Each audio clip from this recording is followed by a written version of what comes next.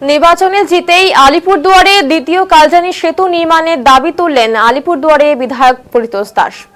সেই সঙ্গে জেলা সদর হাসপাতালে চিকিৎসকদের হুঁশিয়ারি দিয়েছেন নবনির্বাচিত বিজেপি বিধায়ক পরিতোষ দাস। এদিন আলিপুরদুয়ার শহরের তোরসা হোটেলে সাংবাদিকদের সঙ্গে আলাপচারিতা করেন পরিতোষ দাস। সাংবাদিকদের পরিতোষ দাস জানিয়েছেন, আমার কাছে অভিযোগ রয়েছে যে কিছু চিকিৎসক টাকার লোভে নির্দিষ্ট কিছু কোম্পানি ওষুধ নিজেরা প্রেসক্রাইব করেন এবং জুনিয়র ডাক্তারদের সেগুলো লিখতে বাধ্য করেন। হাসপাতালে যেসব চিকিৎসক যখন যার দায়িত্ব তখন তাকে ডিউটি করতে হবে। আমি চিকিৎসকদের হুঁশিয়ারি দিয়ে বলতে চাই, জনগণের টাকায় আপনাদের বেতন হয়। যে কার্যকর্তা ছিলাম সেই সমস্যাটা আমার কাছে ছিল। আমি চাইব যে আমাদের বিভিন্ন দপ্তরে আমরা দেখেছি, আমাদের কাছে জ্বলন্ত প্রমাণ রয়েছে, যখন আলিপুরদুয়ারে আরবি হয় তখন একটা ভুল প্ল্যান করে আরবি তৈরি করার চেষ্টা হয়েছিল। ওই যে আমি প্রথমেই বলেছিলাম, যোগ্যতা ছাড়াও অনেকে প্রভাবিত করে অনেক বড় বড় চাকরি পোস্ট পেয়ে যান, প্রমোশন পেয়ে যান, যোগ্যতা না থাকলেও প্রমোশন পেয়ে যান তাবেদারি করে। সেই সমস্ত কারণে আমাদের অনেক ভুল প্ল্যান তৈরি হয়। আরবি নিয়ে সেই সময় যদি আমরা আন্দোলনে যুক্ত না থাকতাম তাহলে আলিপুরদুয়ারের মানুষের কাছে একটা ভয়ঙ্কর সমস্যা তৈরি হয়ে যেত।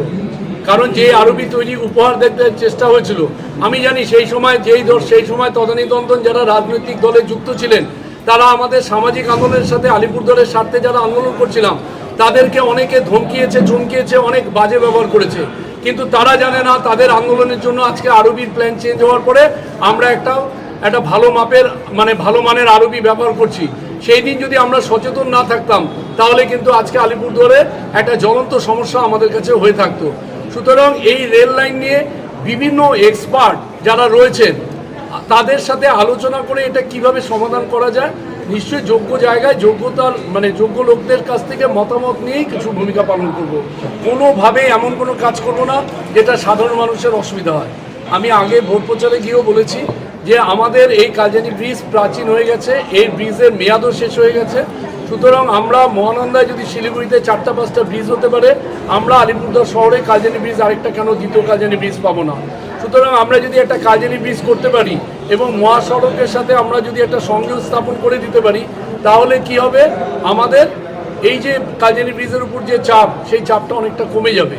তো আমরা সেই ধরনের ভূমিকা পালনের চেষ্টা করি। কালজানি ব্রিজটা এটা তো সেই অঞ্চলের জনগণের দীর্ঘদিনের দাবি। এবার হচ্ছে এই ব্রিজটা করলে শুধু আমাদের না, আমাদের ডলারও বাঁচবে। আমরা যে তেল আমদানি করি, অনেক ডলারের বিনিময়ে তেল আমদানি করি। আমরা জানি এই ঘোড়া পথে ব্যবহার করতে গিয়ে আমাদের এই স্কুটার, বাইক বা 4 চাকার প্রচুর তেল ব্যবহৃত হয়।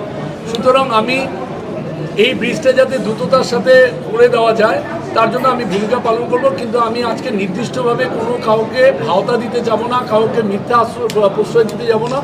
আমার বিধায়ক হিসাবে আমার কর্মকাল আজকে থেকে ধরতে পারি, আজকেও শুরু হয়নি, আমি শপথ নেব তারপরে। কিন্তু যেহেতু আমার সার্টিফিকেটটা পেয়ে গেছি, আমার ভাবনা রয়েছে, আমি কিন্তু এই কাজটা দ্রুততার সাথে করার চেষ্টা করব। সেটা সঠিক সময় সঠিক জায়গায় করব এবং আপনাদের কাছে আপনাদের মাধ্যমে একটা বার্তা দিতে চাই। আমরা জানি পশ্চিমবঙ্গে 8 লক্ষ কোটি টাকা ঋণ এবং আমার আইডিয়া 2 লক্ষ কোটি টাকা আরও ঋণ আছে বিভিন্ন ঠিকাদার বা বিভিন্ন সাপ্লায়ারের কাছে। সুতরাং পশ্চিমবঙ্গের মানুষ বিজেপি এলেই দ্রুততার সাথে সব কিছু পেয়ে যাবে, এটা ভাববার কারণ নেই।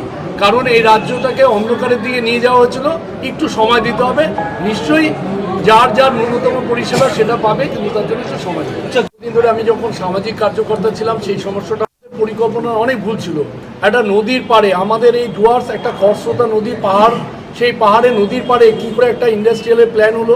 যাই হোক, প্ল্যানটা হয়েছে, অনেক অর্থ অলরেডি আমাদের করের টাকা ব্যবহৃত হয়ে গেছে। সুতরাং এই ইন্ডাস্ট্রিয়াল হাব বা জয়গার যে ইন্ডাস্ট্রিয়াল হাব সেগুলো যাতে বাস্তবায়ন হয় এবং নতুন করে আমাদের যাতে ইন্ডাস্ট্রিয়াল হাব তৈরি হতে পারে তার জন্য তো আমি আমার বিধানসভায় চেষ্টা করব। এবং আপনাদের কাছে আনন্দের সাথে বার্তা দিতে চাই, ইতিমধ্যেই আমি যখন প্রার্থী হয়েছিলাম আমাদের বিদেশে যারা আমাদের বাঙালিরা রয়েছেন তাদের সাথে আমার একটা ভার্চুয়াল মিটিং করার সুযোগ হয়েছিল। তারাও কিন্তু বলেছেন যে পশ্চিমবঙ্গে তারাও ইনভেস্ট করতে চান, তারা ডুয়ার্সেই শিল্প স্থাপন করতে চান।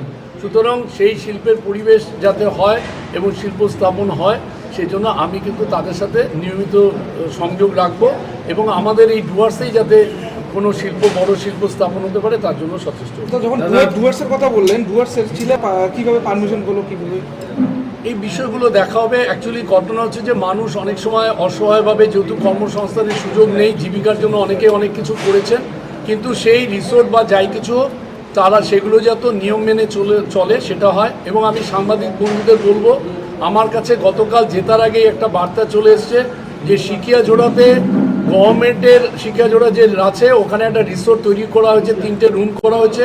কে বা কারা কাকে সেইটা ব্যবহার করতে দিয়েছে আমি জানি না সঠিক তথ্য কিনা, সেখানে ভুল আচরণ হচ্ছে, ভুল কাজ চলছে, সেই তথ্য আমার কাছে আজ অভিযোগ চলে এসছে।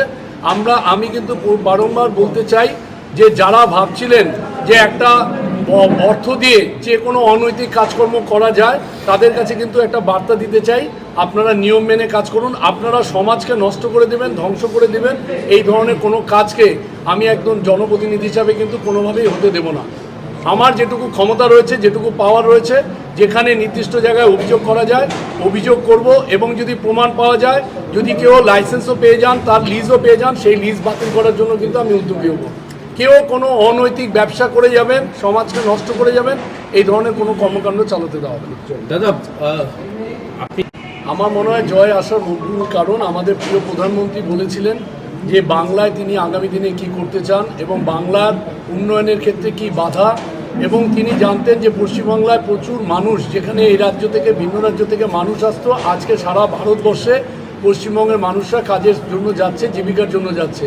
তো আমার মনে হয় প্রধানমন্ত্রীর যে বার্তা বা আমাদের কেন্দ্রীয় সরকারের দায়িত্বপূর্ণ মন্ত্রীরা অমিত শাহজি থেকে আরম্ভ করে তারা যে বার্তা দিয়েছেন, মানুষ সেটা বিশ্বাস করেছে, মানুষ দেখেছে বিজেপি শাসিত রাজ্যগুলো কিভাবে উন্নয়ন হচ্ছে। তো সেই ভাবনা থেকে এবং আমাদের বিজেপি শাসিত রাজ্যগুলো কিভাবে চলছে আর এই বাংলা কিভাবে চলছিল, সেই বিষয়টাকে বিচার করেই কিন্তু মানুষ এইভাবে দুহাত তুলে আশীর্বাদ দিয়েছেন। আমি বলবো এটা পদ্মের প্রতীকের জয়, এবং হয়তো কিছু সংখ্যক মানুষ আমাকে এই বিধানসভার মানুষ তারা যোগ্য ভেবেছেন যে আমি সঠিক জনপ্রতিনিধি হতে পারি, সেই আশা নিয়েও হয়তো কিছু মানুষ দিয়েছে। সংখ্যাটা অতি নগণ্য। মূলত ভারতীয় জনতা দলের একজন প্রতীক নিয়ে আমি প্রার্থী হয়েছিলাম, সেই জন্য আমাদের যে আদর্শ, দলের আদর্শ এবং একটা আঞ্চলিক দলের যে কর্মকাণ্ড, সেই দুটোকে বিচার করেই মানুষ ভোট প্রদান করে। পরিকল্পনা অনেক ভুল ছিল। একটা